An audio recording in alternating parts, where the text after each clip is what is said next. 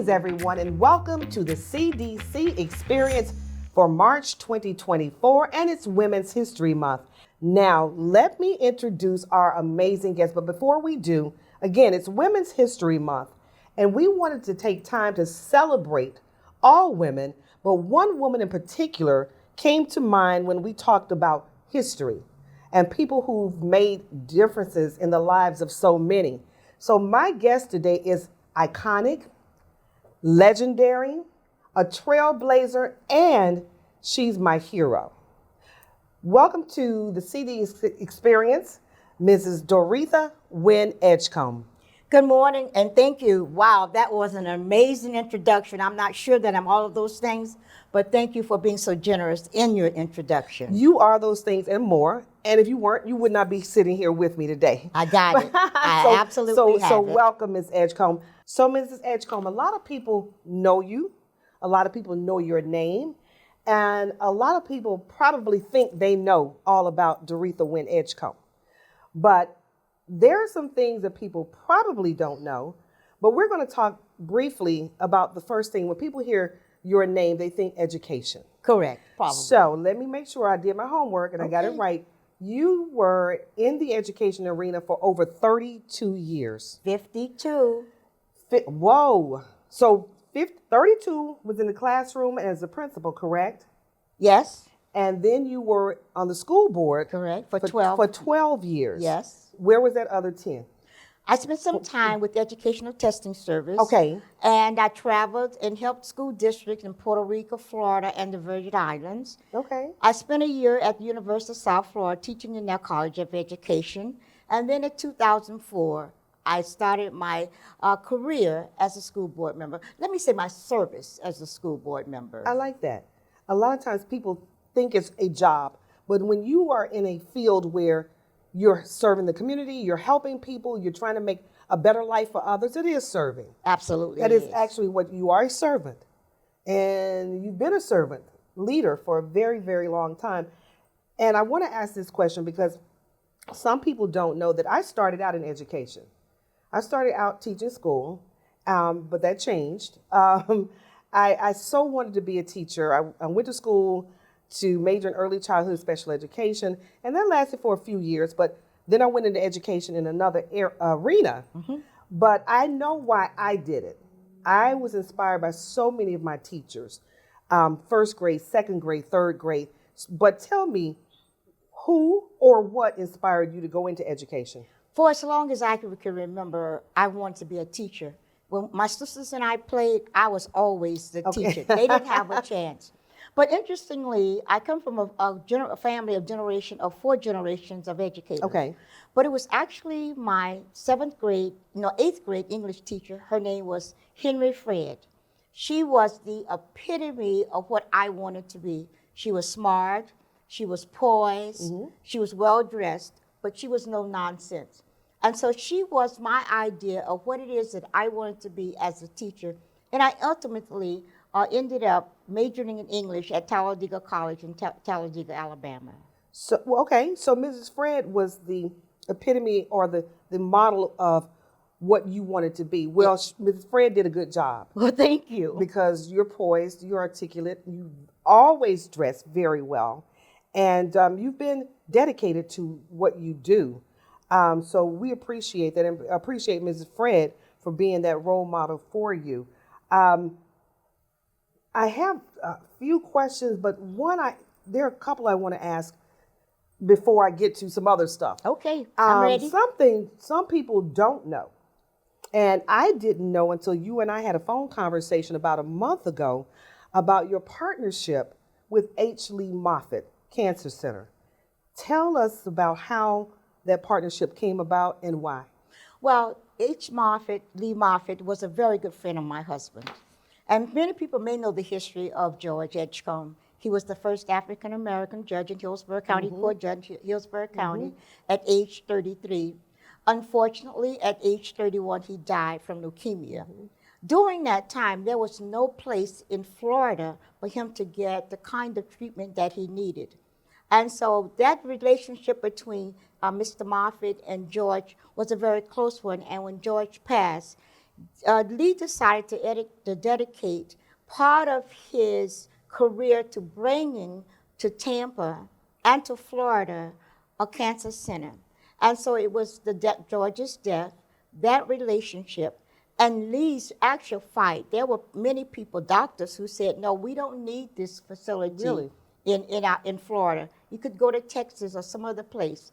But he fought it to the very end. And because of that, now we have the H. Lee Moffitt Cancer Center. And so in 2000, some of the people from Moffitt came to me and talked about establishing a society that really focused on research for those cancers that we predominantly affect Black people.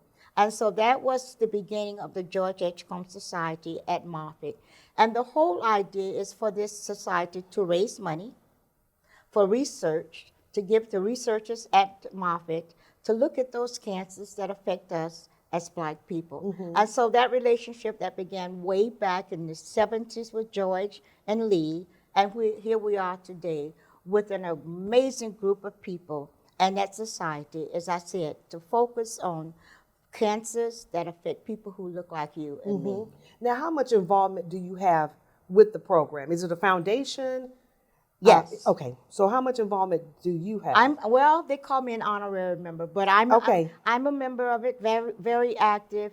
One of the things that we've started is a health disparity relationship with people in the community and people like Blue Cross Blue Shields and other companies that will look at marginalized communities who aren't able, in many cases, don't even know what's available to them. And so that's a big and critical part. It's the part that I want to give a focus on because there are too many of us who wait too late, who don't know where to go and how to manipulate or maneuver through the system or the process in order to get the kind of treatment that they deserve. Deserve. Thank you. And so I'm happy that we talked about that because we actually have a partnership with Moffitt here at the CDC of Tampa. But I want to continue, but I also want to tell our guests that if you want to share this video or this podcast with friends or tell somebody where to go to watch it, they can go to YouTube, LinkedIn, Spotify, Facebook, and our website at www.cdcoftampa.org. And I'm quite sure if they want more information about the program at Moffitt, they can also go to their website. Absolutely, correct? It's there. Well, I'm just amazed at so much that you do. You have a resource center in Sulphur Springs named after you, correct? Actually, it's in Temple Terrace. In Temple Terrace. Yes, okay. And it's through the Children's Board. That's correct. When I drive by buildings and I see somebody's name, just like H. Lee Moffitt, and it's like, wow, what does that feel like to know that somebody honored you in a way that they put your name on a building? Incredible. But more than that, I think it was a blessing, unexpected.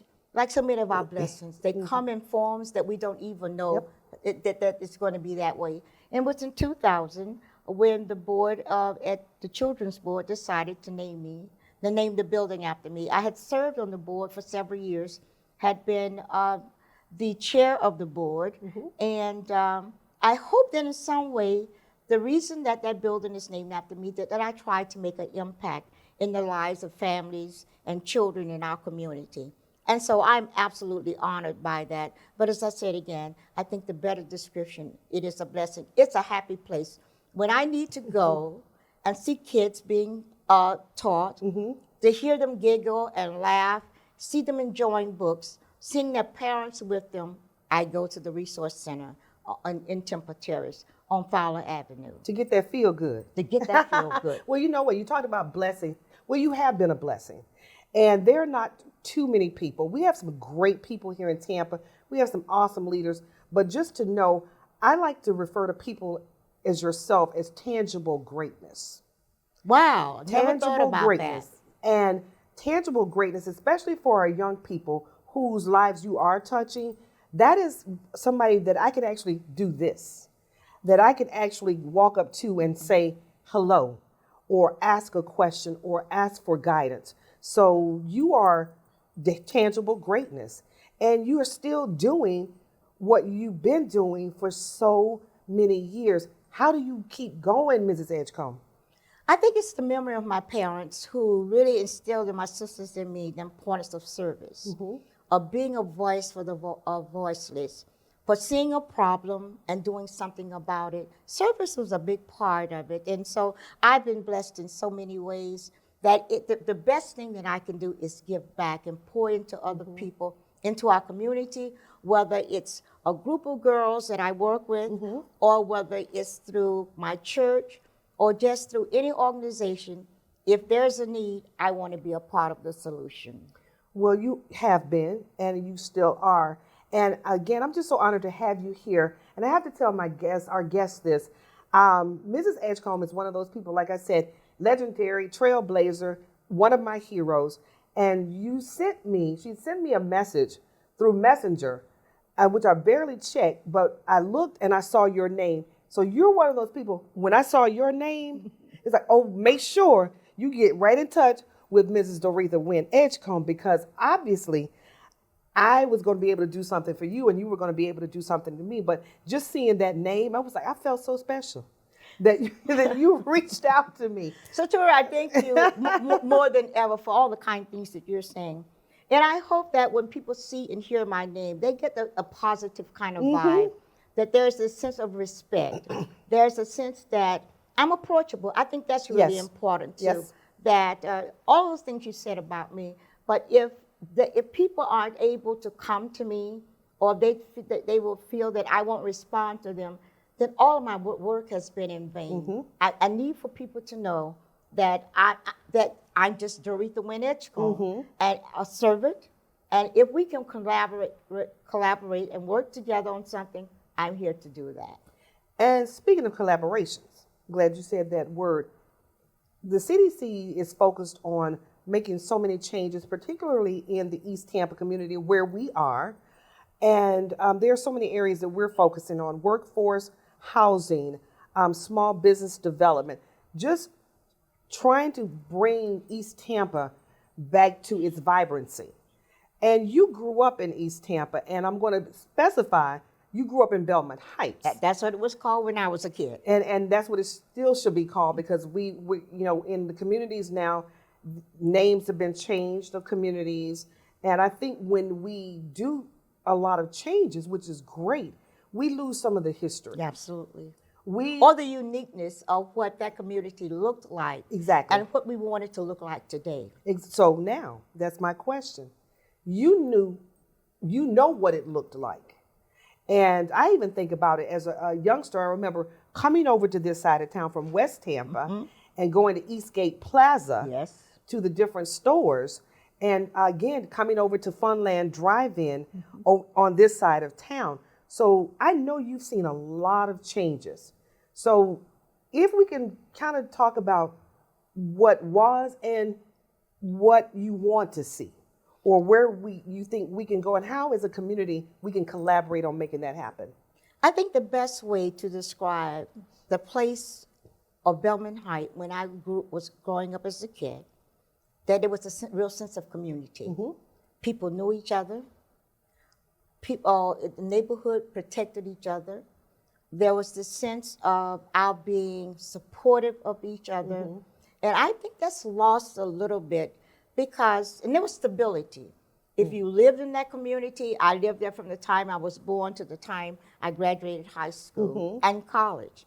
And I think what has happened just in the world as a whole, there's a lot of transferring and people moving from one place to the other, or the fact that you don't establish those roots and remain there. And for some people, that's not a positive.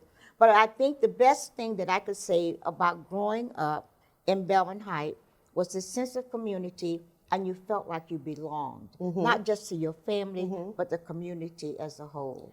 And I like that, because like you said, you wanted to feel a part of that community. And I see with the changes taking place in various communities throughout the area, I understand progress. Yes. And I think I have a sense of gentrification, but because I'm a native Tampan, I was born and raised here. I only went away to school out of state, but I came back. What bothers me is how we're losing the history. It's, it's one thing to change the name, it's one thing to do this, but when we don't recognize the uniqueness, like you said earlier, and what made Belmont Heights, what made West Tampa, and acknowledge that, I think people moving into various communities need to know that these were once vibrant communities, bustling business communities, and it can still be that way. And like you said earlier, I think collaboration is what is key. Everybody can't do everything, and everybody shouldn't want to reinvent the wheel. But I think if we come together as a community, I really do think that changes will be made. What are your thoughts I'm on going to that? put some of the fault of that fact that this doesn't occur on those of us who lived in that community, that we are our own storytellers. If we don't tell our stories, it's going to get lost. So I think we've got a greater responsibility to make sure that those things that we valued, that those things that part of that community, if they can be replaced, sometimes progress gets in the way, and it does look different. But I think it's important that we anchor ourselves about what was good about it and move it forward into the community. But we've got to tell people about it.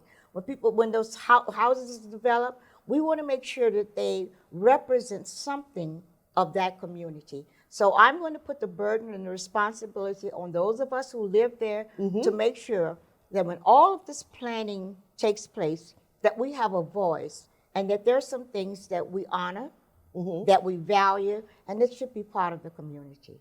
And the CDC, and I agree with you wholeheartedly on that, we do something called an impact tour. And just the other day we were doing one, and we were taking people around who were out of state, around the East Tampa community, and our CEO, Ernest Coney Jr., was telling them what used to be there and the history behind that. And, we want to make sure those used to be's, like you said, aren't lost in progress. We want to be able to tell our stories. And we have had some amazing stories being told today. And again, we always encourage you to check out the podcast on Spotify, LinkedIn, Instagram, Facebook, and at our website, www.cdcoftampa.org. Mrs. Doretha Wynn Edgecombe, it has been a pleasure. It has been a pleasure to talk with you. The pleasure really has been mine. It really is. And if you don't know Mrs. Doretha Wynn Edgecombe, you can Google her. And pages and pages of pages will pop up. And get to know this fabulous woman and learn about her history, learn about her accomplishments, learn about the work that she has done and the work that she's still doing. So again, we thank you for tuning in to the CDC Experience. Thank you very much, and we'll see you next month. And thank you again. Thank you.